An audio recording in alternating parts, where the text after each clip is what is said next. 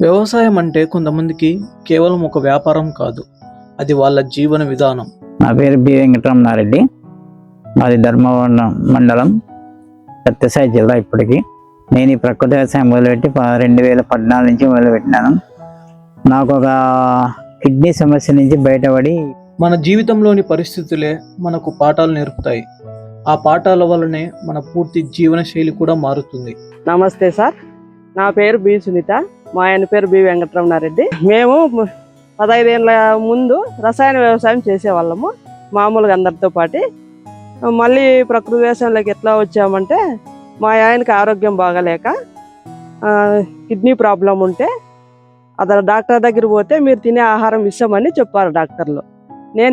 నాకేవి చెడ్డ అలవాట్లు లేవు కదా, నేను ఎందుకు విషం తీసుకుంటున్నాను, నేను తీసుకునే దాంట్లో ఎందుకు ఉంది విషం అని ఆయన గ్రహించి మళ్ళీ వాళ్ళు APCNF ద్వారా ఈ ప్రకృతి వ్యవసాయంలోకి వచ్చాము. ఆ సారులు చెప్పిన విధానం, అవునప్పుడు మీరు రసాయనాలు వేయడం వల్ల మీ ఆహారంలో విషం కలుస్తుంది, మీరు ఇట్లా చేసుకోండి అని వాళ్ళ ద్వారా మేము ప్రకృతి వ్యవసాయంలోకి వచ్చాము సార్. నేలతో కలిసి జీవిస్తూ ప్రకృతిని అర్థం చేసుకుంటూ 12 ఏళ్లుగా APCNF సహకారంతో ప్రకృతి వ్యవసాయం కొనసాగిస్తున్న ఒక రైతు ప్రయాణం. అప్పటి నుంచి ప్రకృతి వ్యవసాయం మొదలుపెట్టి, నేను మొదలుపెట్టినప్పుడు భూమి ముక్కొనే మా భార్య నేను ఎవరికి విషాహారం ఇవ్వకూడదు, ఎంత వ్యతిరేకత వచ్చినా అని చెప్పి అప్పటి నుంచి మేము ఇంకా మొదలుపెట్టాం పంటలు. మొదట దోస, వరి, మెట్ట పంటల్లో కంది, మునగ, చిక్కుడు, అనప, టమోటా, ఇవన్నీ పంటలు పండించుకుంటూ ఎందుకు పండవని అన్ని ఆలోచించి పంటలు పండించి దాన్ని నిరూపించి చూపించినాం అందరికీ. అరే ప్రకృతిలో ఇట్లా ఉంటుంది. నేను ఇంక అప్పటి నుంచి ఆరోగ్యంగా రోజు రోజుకి గోమూత్రము, ఆవు పాలు, మన సహజంగా పండిండే కూరగాయలు ఇట్లా తీసుకుంటా.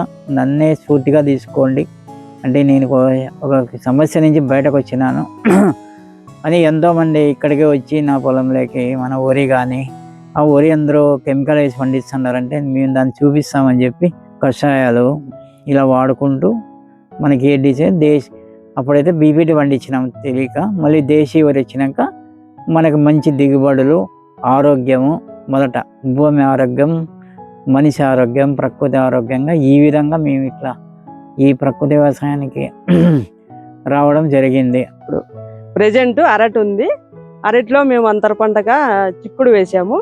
ఆ మల్చింగ్ కూడా అట్లే ఉన్నాయి. బయటికి తీసేసి రసాయన వ్యవసాయంలో అయితే ఏమాత్రం గడ్డి కానీ ఆకులు కానీ ఏమున్నీకోకుండా అన్నీ బయటకు ఎత్తేస్తారు, దానివల్ల ఉపయోగం ఉండదు. మన ఈ వ్యవసాయంలో అయితే అంతా మల్చింగ్ వేసుకుంటే అదే కుళ్ళిపోయి అదే ఎరువు అయిపోతుంది. ఈ అరిటాకుల్లో పొటాష్ అనేది ఉంటుంది, అది కూడా మొక్కకు అందిస్తుంది. మనం సపరేట్ మళ్ళీ పొటాష్ తెచ్చి వేయవలసిన అవసరం ఉండదు. ఈ మల్చింగ్ కూడా చూస్తారండి.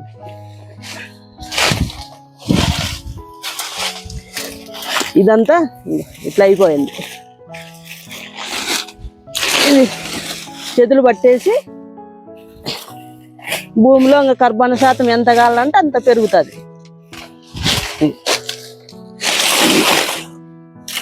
ఇవి చిక్కుడు వ్యర్థాలు, ఇవన్నీ ఇట్లా కుళ్ళిపోయి ఇదే ఎరువు అయిపోతుంది. ఇంకొకటి, మనం ఇంత గాలి, వాన, వర్షం వచ్చినా రసాయన వ్యవసాయంలో అయితే మనం కట్టెలు కూడా పెట్టలే పోటు. రసాయన వ్యవసాయంలో అయితే ఒక్క గాలి వస్తేనే అన్ని తోటంతా పడిపోతుంది. మన ఈ వ్యవసాయంలో కట్టెలు పెట్టలే, పడలే. ఇంకొకటి విషయం ఏమిటంటే, మన దోమ వస్తుంది కదా అరటికి, గెలకి చూపిస్తాను. సాలీడు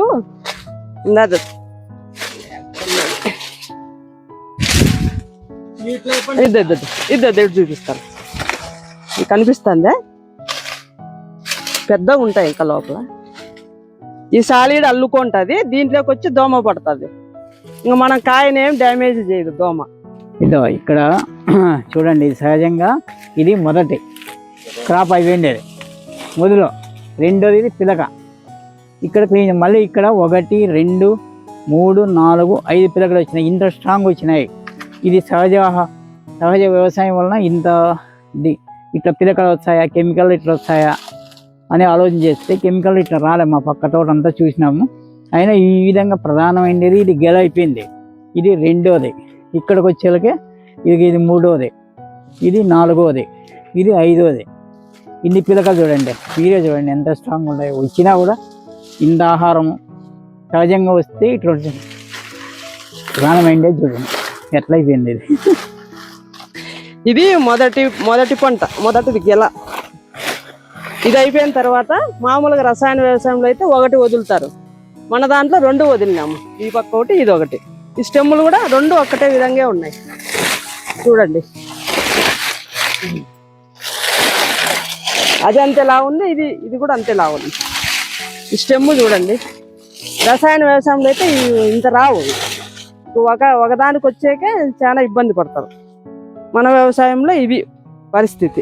చాలామంది ఇక్కడ ఉన్న వాళ్ళు సహజంగానే సహజ వ్యవసాయంలో పండుతుందా లేదా అనే ఆలోచనతో ఎంతోమంది ఇక్కడికి వచ్చి సహజమైన ఆహారము సహజమైన పద్ధతిలో పండితే ఇలా ఉంటుంది అని మేము మా ఇంట్లో అన్ని మార్పులు చేయాలి కదా. కాబట్టి మన కుండలోనే వండుకుంటాం, రాగి పాత్రలే వాడతాం, ఇంకా కొన్ని అవి వాడుతుంటాం. ఇట్లా ఈ విధంగా ఏది చేస్తే ఎట్లా ఉంటుంది అని ప్రతిదీ కూడా మా ఇంట్లో పరిశోధన చేసి మేము బయటకు పంపిస్తాం, లేకుంటే లేవని చెప్తాం. ఏదైనా ఇప్పుడు చిట్టి ముత్యాలు అంటే పండించినాము, అది మంచి రైస్ బలానికి. తర్వాత కుల్లాకారాన్ని పండించినాం, అది లేడీస్కి ఎవరికైనా పీసీఓడి ప్రాబ్లం ఇట్లా ఉన్న లేడీస్ ప్రాబ్లం తగ్గిపోతుంది. ఇంకోటి రక్తశాలని పండించింది, అది హిమోగ్లోబిన్ పెరగడానికి. అంటే ఈ దేశీ వెరైటీలో ఎన్ని రకాల రోగాలు ఉన్నాయి, అన్ని రకాల వెరైటీస్ ఉన్నాయి. మేమైతే నారాయణ కామిని, కుల్లాకారు, మన రత్నచోడి, కొద్దిగా బ్లాక్ రైస్ వచ్చి క్యాన్సర్కి అని చెప్పినారు. ఏదైనా కూడా సహజంగా పండిన వరి పండించి అందరికీ విడుదల చేసి చూపించినాం. ఎంతోమంది ఆరోగ్యంగా కూడా సాఫ్ట్వేర్లు కానీ ఎక్కడైనా కూడా వచ్చి మా దగ్గరికి నేను ఎక్కడికి పోలేదు, మార్కెటింగ్ మాకు ఇంటి దగ్గరేనా, ఇంటి దగ్గరికి వచ్చి ఇక్కడ పొలం అన్నీ చూసి, ఎందుకంటే రైతు ఇప్పుడు మంచి పని చేస్తున్నా అంటే వ్యతిరేకం చేస్తారు. కాబట్టి మీరు ఇక్కడికి వస్తే మనం చేసే ప్రకృతి వ్యవసాయం, దేశీ ఆవులు, ఎక్కడైనా ఊళ్ళోకి వచ్చి అడిగినా రమణారెడ్డి ఈ విధంగా మందులు వేస్తాడా లేదా అనేది తెలిసిపోతుంది. ఇక్కడికి వచ్చినాక ఆయన రమణారెడ్డి, ఆయన ఏళ్ళు పోండి అని చెప్తారు. అక్కడ మీకు సాటిస్ఫై అవుతుంది. అక్కడి నుంచి పొలానికి వచ్చి ఇంటికి వస్తే అప్పుడు మీకు ఈ ప్రకృతి వ్యవసాయానికి ఎవరైతే చేస్తున్నారో ఎవరైనా కూడా అక్కడికి వెళ్ళి వాళ్ళని మనం సపోర్ట్ చేయాల.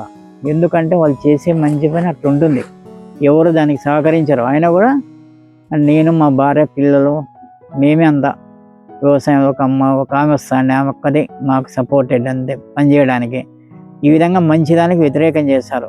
మీరేం దయచేసి ఎవరు ప్రకృతి వ్యవసాయానికి ఏదో అద్భుత కల్పన, ఎవరో 3 ఏళ్ళు పడుతుంది అది ఏంది ధనవంతులు చేసుకునే వ్యవసాయం కాదు. ప్రతి ఒక్కరూ చేసుకునే వ్యవసాయం సులభం,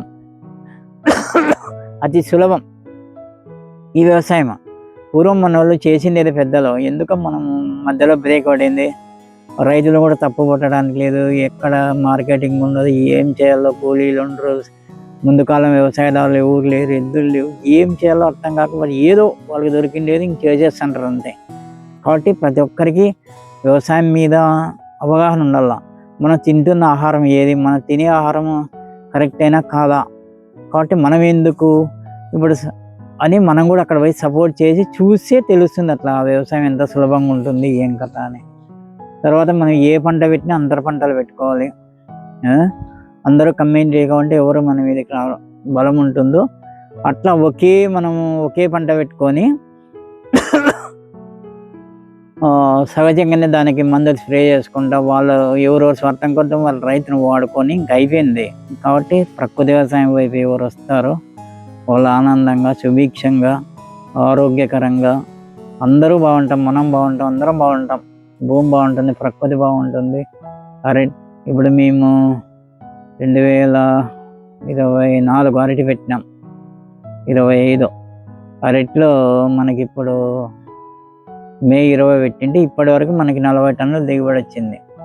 కొంత వేస్ట్ అయిపోయినా కూడా మార్కెటింగ్ రేటుకైనా మనకి 2.5 లక్షల రూపాయలు డబ్బులు వచ్చింది నికరంగా ఇక్కడ ఇంతవరకు. మరి ఇప్పుడు 2 కొయ్య వదిలినాం. ఇప్పుడు చూడండి ఇక్కడ వీళ్ళు మాకు ఒక్కో లైన్ 2 గెలలు వదిలినా కూడా ఇప్పుడు రెడీగా కాసేకున్నాయి, కొన్ని కాసినాయి కూడా.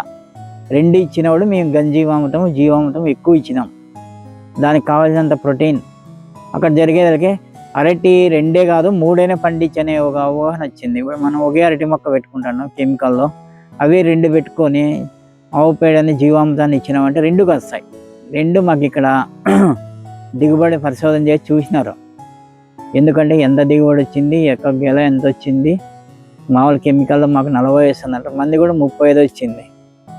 ఈ విధంగా మన ప్రకృతి వ్యవసాయంలో ఎంతో ముందు తరాలకి మనం ఏమి ఇస్తున్నాము, ఏం తింటున్నామో ఎవరికి అర్థం కాలేదు.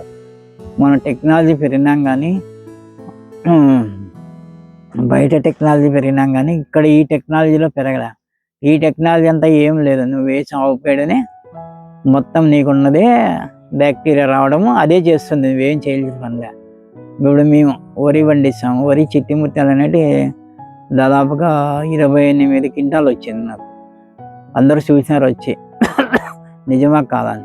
అది 100 కేజీలు మామూలుగా కెమికల్ అయితే 70 కిలోలు వస్తుంది అంతే వరి. అది మంది 102, 103 కేజీలు వస్తుంది వెయిట్.